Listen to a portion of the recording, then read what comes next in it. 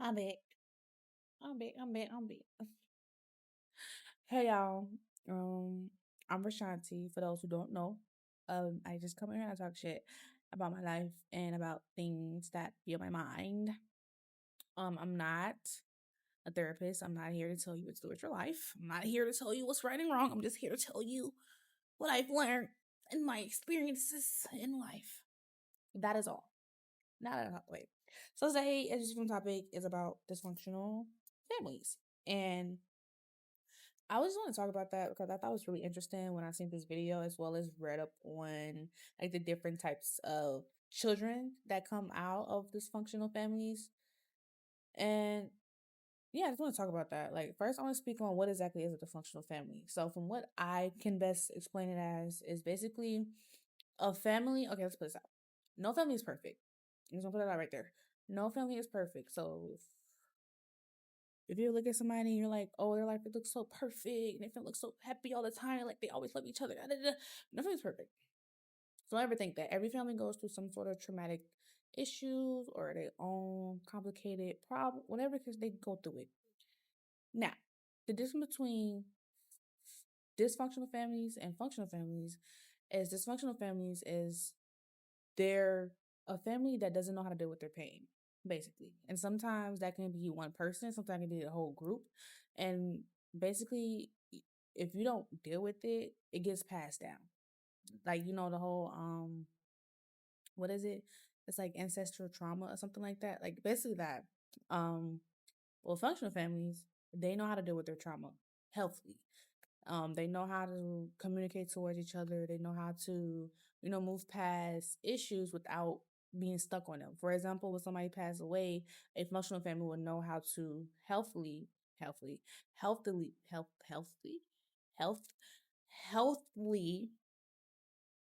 deal with that, deceased person. They wouldn't, go drinking, smoking. They wouldn't pick up bad habits because they have this family that's able to cope with the emotional damage.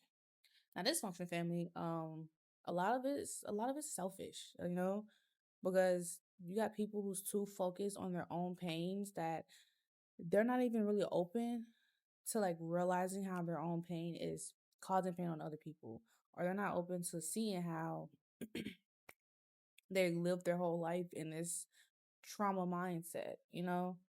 Um, coming from a dysfunctional family is basically you kind of, as a child, you kind of find ways to not only get your needs, but also help the family needs as well. So every child reacts differently towards it. Everybody kind of goes to a dysfunctional family and comes out different as they get older. Some people try the different types of children's.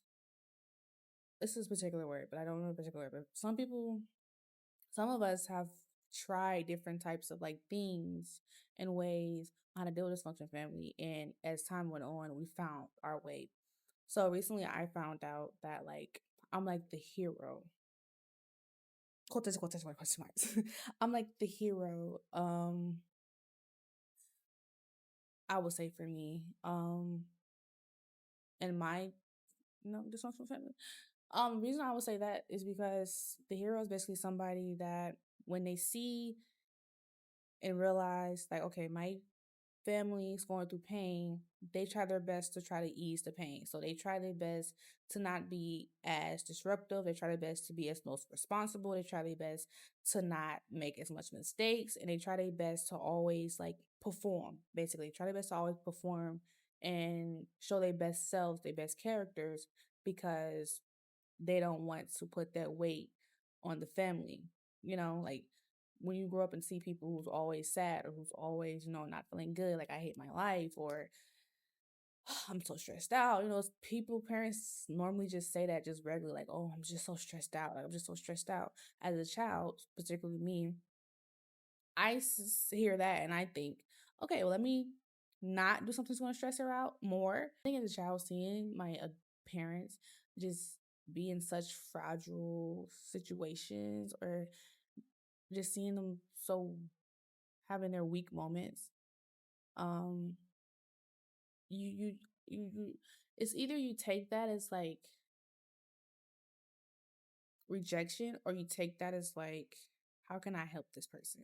Like rejection wise would be like a disgrace. Like rejection would be someone who see their parents going through this weak moment and say, they're just not strong like I am. Like they need to be more stronger. And you get this like feeling of like annoyance and aggravation from your own family because you don't feel like they are strong. Like you feel like they're weak people because you're not being sensitive to their feelings. But you have somebody else that's like, see somebody going through a weak moment and they want to try everything possible to help them. They want to do whatever's possible to help them, even if they don't ask for the help.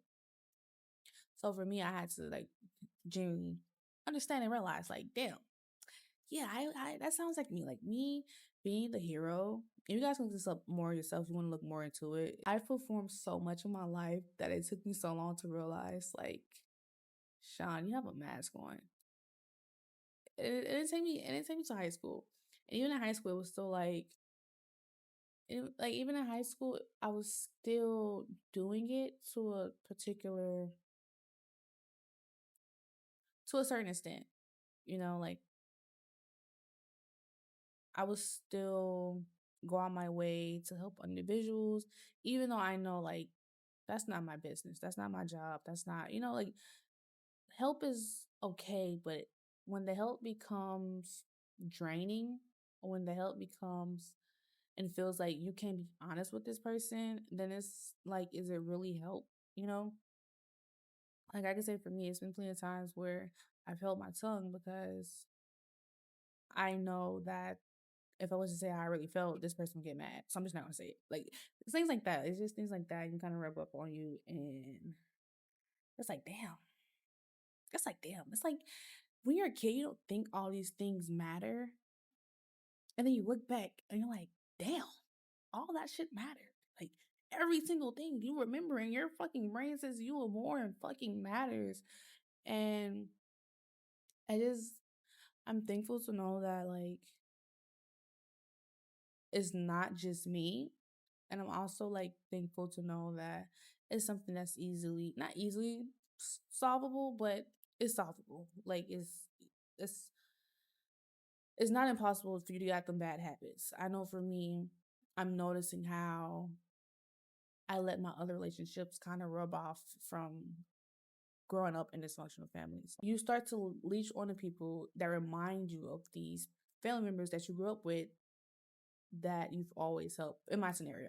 So you don't realize it, but internally you're attracting yourself to people that you've been dealing with since a kid, basically. Like I have this thing where I'm noticing like when I think about my old relationships and stuff, and it's like I notice that I get attracted to people that I feel like need help. And it's not like I'm saying I'm your savior, but it's one of the things where I see your potential. And I think that's the thing with me. It's like I'm not helping you because I want to say like, oh, yeah, I helped you do this. Like, no, fuck, I don't give a fuck about none of that. I'm helping you because it's like if you just see your potential, like if you just see how great you are, you could be as amazing as you think I am. Like that's the thing with me. It's like I see people and I attract certain individuals like that. And I have to realize, like, bro, you gotta stop that. Because at the same time, if they don't see how great they are, they're gonna drag you. They're just gonna drag you along. Like they just are. It might click one day and it might not. But at the end of the day, it's not my job to do. Like don't get me wrong, there's nothing wrong with helping somebody out a particular situation. But there is something wrong when your relationship is just based off on help. Like everything you do, some sort, you always have to go out your way to help in some sort of way. And I had to realize like I had to realize it because even though I was doing it, I know deep down inside I did not want to do this shit. Like even though I would still go through with like helping family members and helping friends and whatever past relationships, whatever. Deep down inside, it's like, Sean, you don't need to be doing this. It's like that thought that's always back in my head, like, you don't need to be doing this. Like, why are you doing this? It's not your job. This is not your goal. This nothing to do with your life, really. Let it go. I think with me is once I see the potential in somebody, it's hard for me to let them go. It's hard for me to let them go because what's that saying? It's hard to let them go because you know greatness when you see greatness. And it's you also know when you see wasted potential, you know? And the last thing I want to see or the last thing I want to like be around is people who are wasting their potential.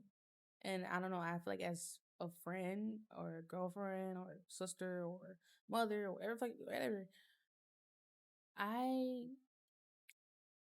I'm not gonna sit here and just allow somebody to talk bad on themselves or just allow somebody to view themselves so downly that their lifestyle shows it. Like you're depressed, you're always sad, you always feel like your life's not going your way. You always feel like things are always crowding on you and things are never, building to what you actually wanted to build to. I have to realize that's not my job. It's not your job. So if you're also hearing this and you feel like you're also one type of a hero child or whatever, it's not your job. Or it just period. Just period. It's not your job. It's not your job to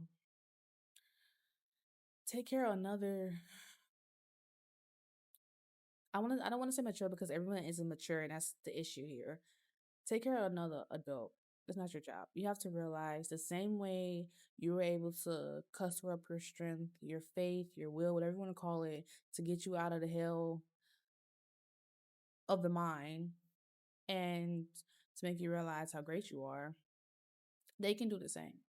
They can do the same. They can do the same way it took you realizing how bad you want it. They can do the same, and that's the thing I had to click for me. Like, as much as you love that person, as much as you don't want to see them go through hurt, as much as they might hit you up saying, "Hey, can you help me out?" You have to say no because they can do what they feel like they can't do. Nothing's impossible, especially when it comes to being able to deal with your own personal issues, your own personal responsibilities. God would have gave them whatever they're going through. Or if you want to say God, universe, Buddha, not Buddha, God, universe, Buddha, ancestors, whatever. They wouldn't have put them in that situation if they feel like they weren't going to be prepared for it, you know? And even if you aren't prepared for that opportunity at hand, it prepares you for the next opportunity at hand. Like that's the thing about the buildup of just trying to be better. Like as much as I love, as much as I love my people, it's not my job to help everybody. It's just not because who's going to help me? And I thought one day I had to think of that like who's going to help me when I'm actually feeling down? Like I've always had this thing or this mindset like I'm always gonna be okay. Like I'm always gonna be not even okay. Like I'm always gonna be great. I'm always going to like be able to bounce back for whatever I'm going through because I always know like it's all about faith. It's all about faith. It's all about the mind. And I don't know. I just always kind of been like that even as a kid. So they can also be like that. Like it's not rocket science, people. They can also be like that. And I had to be real with myself. Like I had to be real with myself and be like, Sean, you're putting so much time and effort to this person that once you actually get done with this person or once this person quote unquote get healed or whatever the case may be, you have you have set yourself back so much because you've put so much time to this person that you should have been putting into yourself. So even though, yeah, I can say I'm always be good, I'm always, be okay, be great. You can be so much better, so much faster if you weren't wasting your time building it into something that's not ever going to be substantially. Or if you wasn't sitting here wasting your time trying to build a sandcastle that's just going to break down when the waves come through. Like it's just, even if you feel like, oh, this person is healed, you don't ever fucking know. They might lash the fuck out and break again. It's like, that's something a person can't do. Like help is cool, help is fun, but if they are able to do it, then they'll do it. And that's what I had to realize with like dysfunctional families and just people. I don't want to say families because people. It's dysfunctional motherfuckers every fucking where.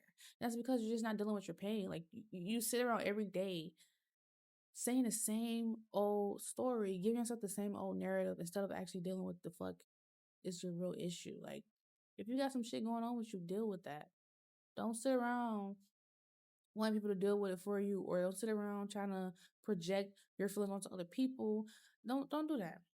Don't sit around and try to project it on your kids or on your family or on your friends, your girlfriend, boyfriend. Don't do that. Just deal with your pain. And if you gotta leave and be by yourself, that's just what it has to be. Because what would you rather have?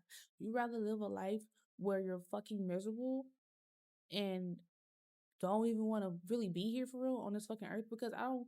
If you're not, if every day you're not waking up with some sort of satisfaction to the fact that you're alive, you're fucking miserable. You're fucking miserable. You're miserable.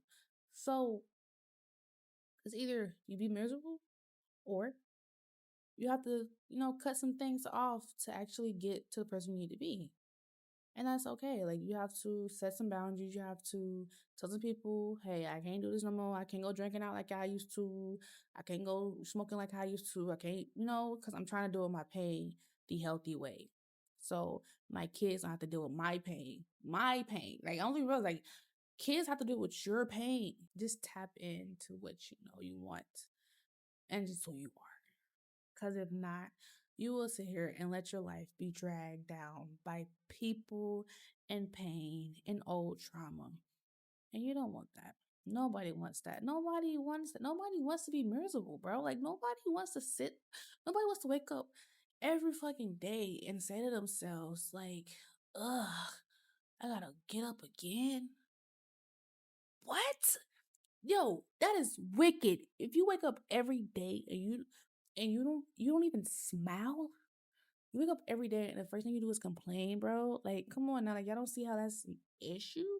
Just notice your cycles, notice other people's cycles, and notice that, like, it's okay if you have not dealt with your pain. It's not okay if once you realize you have not been dealing with your pain, you don't do nothing about it.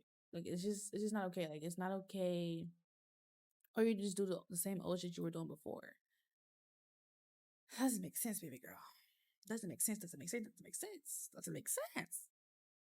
But yeah, that's all I wanted to say. Like I said, guys, this is real quick, real quick, real quick. Deal with your dysfunctional self.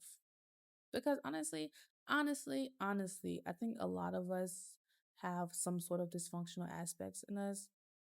Because all it is it's just pain you ain't dealt with. A lot of us like to ignore our pain because it ain't fun to deal with that. It ain't fun. It ain't fun until you heal. Then everything is fucking funny. But until you deal with that, nothing's fun. That's all I gotta say. Um, I'm vrshantii. I'll post the next one by next week. I'll see you guys in the next one, bro. Thank you guys for watching. Thank you for the love and thank you for the support.